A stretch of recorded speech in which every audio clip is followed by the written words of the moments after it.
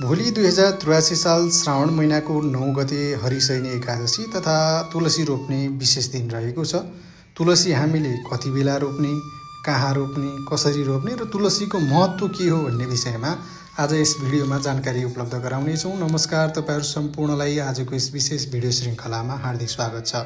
भोलि अषाढ शुक्ल हरिशयनी एकादशी।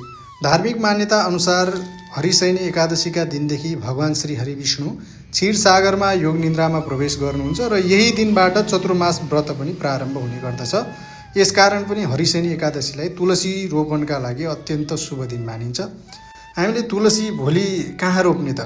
तुलसी हामीले वास्तुशास्त्र तथा धार्मिक परम्परा अनुसार विशेष गरी घरको पूर्व, उत्तर पूर्व दिशामा चाहिँ रोप्न अत्यन्तै शुभ मानिन्छ।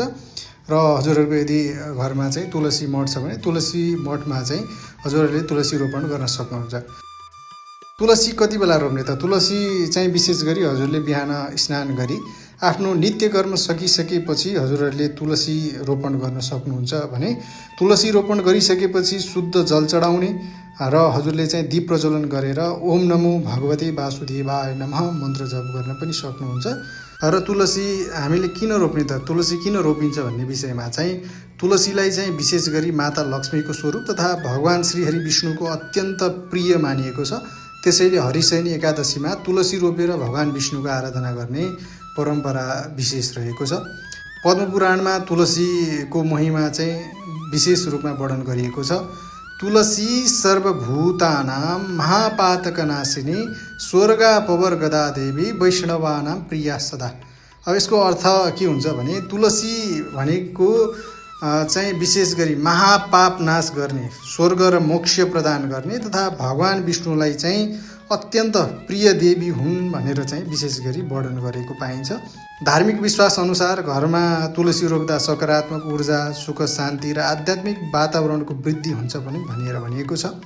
आयुर्वेदले पनि विशेष गरी तुलसीलाई अत्यन्त गुणकारी औषधिका रूपमा चाहिँ वर्णन गरेको पनि पाइन्छ। त्यसैले तुलसीलाई चाहिँ धर्म, स्वास्थ्य र वातावरण तीनै दृष्टिले महत्त्वपूर्ण मानिन्छ।